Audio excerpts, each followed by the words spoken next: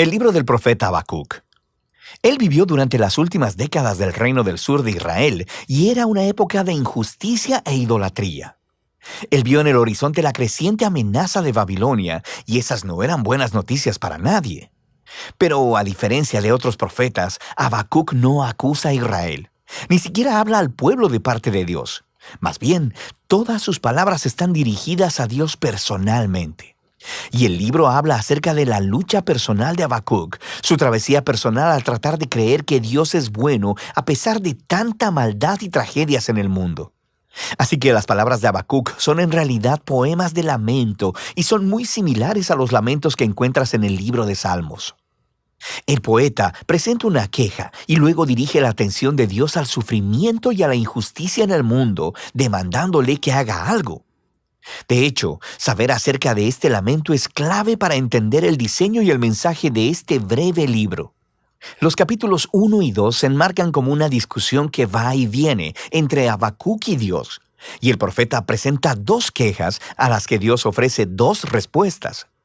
Su primera queja es que la vida en Israel se ha vuelto horrible. La Torá es ignorada, lo que resulta en violencia e injusticia, y todo esto es tolerado por los líderes corruptos de Israel.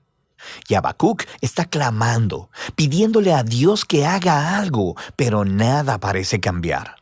Pero luego, de repente, Dios responde diciendo que Él está muy consciente de la corrupción de su propio pueblo, Israel, y que está convocando a los ejércitos de Babilonia para dejar que su justicia caiga sobre Israel.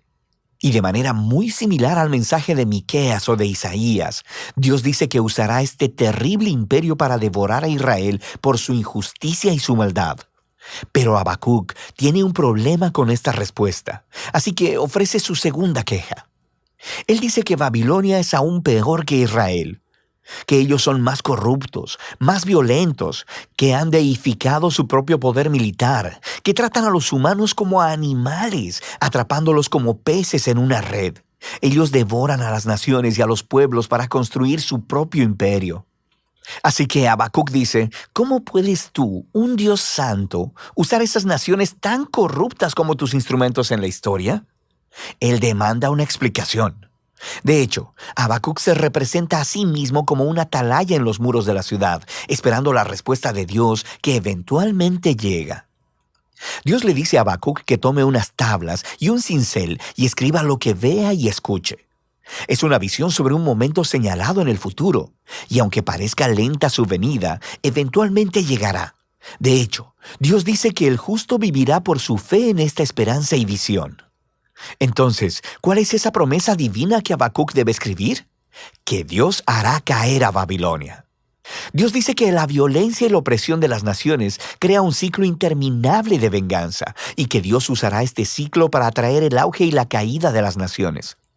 Y el hecho de que Dios pueda, por un tiempo, usar a una nación corrupta como Babilonia no significa que Él respalde todo lo que hacen. Él hace responsable a todas las naciones delante de su justicia. Así que Babilonia caerá junto con cualquier otra nación que actúe como ellos. La promesa de Dios es luego elaborada en una serie de 5 ayes que describen la clase de opresión e injusticia perpetuada por naciones como Babilonia.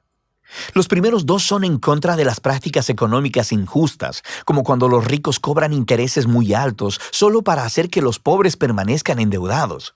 Así que ellos acumulan su riqueza a través de métodos deshonestos. El tercer ay es una crítica a la esclavitud, a tratar a los humanos como animales y amenazarlos con violencia si no producen. El cuarto ay es contra el abuso del alcohol por parte de los líderes irresponsables. Mientras el pueblo está sufriendo bajo su mal liderazgo, ellos están de fiesta y desperdiciando el dinero en sexo y alcohol. Y el último ay expone la idolatría, el motor que mueve esas naciones. Ellos han hecho del poder y de la seguridad nacional sus dioses, ofreciéndoles lealtad a cualquier costo. Así que el pueblo se convierte en esclavo de su propio imperio nacional. Ahora, las prácticas que se describen aquí no suceden únicamente en Babilonia, pero esto es parte de la cuestión. Dada la condición humana, la mayoría de las naciones eventualmente se convertirán en una Babilonia. Y así es como la respuesta de Dios a Habacuc en este libro se convierte en la respuesta de Dios a todas las generaciones posteriores, para cualquiera que viva en un mundo gobernado por otras Babilonias. Pero deja en el aire la pregunta: ¿Dios permitirá que este ciclo, el auge y la caída de los imperios similares a Babilonia, continúe para siempre? Y el capítulo 3 trata sobre esa pregunta. Se nos dice que esta es una oración de Habacuc, y comienza con Habacuc rogándole a Dios que actúe en el presente, como lo ha hecho en el pasado, haciendo caer a las naciones corruptas. Lo que sigue es un poema muy antiguo. Primero describe una poderosa y aterradora aparición de Dios. Es muy similar a los poemas introductorios de Miqueas y Nahum, y similar a la aparición de Dios en el monte Sinaí, en el libro de Éxodo. Tenemos nube, fuego y temblor. Cuando el Creador aparezca para confrontar la maldad humana, todo el mundo estará poniendo atención. Habacuc luego continúa describiendo esta futura derrota del mal como un futuro éxodo, justo como cuando Dios vino como guerrero y abrió en dos el mar en su batalla contra Faraón. Habacuc dice que Dios traerá su juicio sobre la cabeza de la casa del impío. Así que Faraón, al igual que Babilonia, se ha convertido aquí en un arquetipo de las naciones humanas violentas. Pero al mismo tiempo, se nos dice que cuando Dios confronte la maldad, Él salvará a su pueblo y a su ungido. Es una referencia al rey del linaje de David. Así que en este poema, la historia del éxodo en el pasado se ha convertido en una imagen del éxodo del futuro que Dios producirá. Él derrotará la maldad una vez más y hará caer a los faraones y a las Babilonias de este mundo. Él traerá justicia a todos los pueblos y rescatará a los oprimidos y a los inocentes. Y esta es la esperanza que hace que Habacuc pueda concluir el libro con una alabanza llena de esperanza. Incluso si el mundo está desmoronándose con hambrunas o sequías, o guerras, o lo que sea, Él elegirá confiar y gozarse en las promesas del pacto de Dios. Así que Habacuc, hacia el final de su libro, se convierte en un ejemplo resplandeciente de cómo el justo vive por la fe.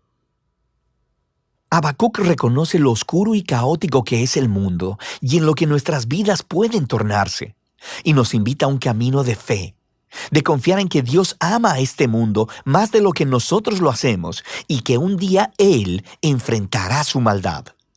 Y de eso trata el libro de Habacuc.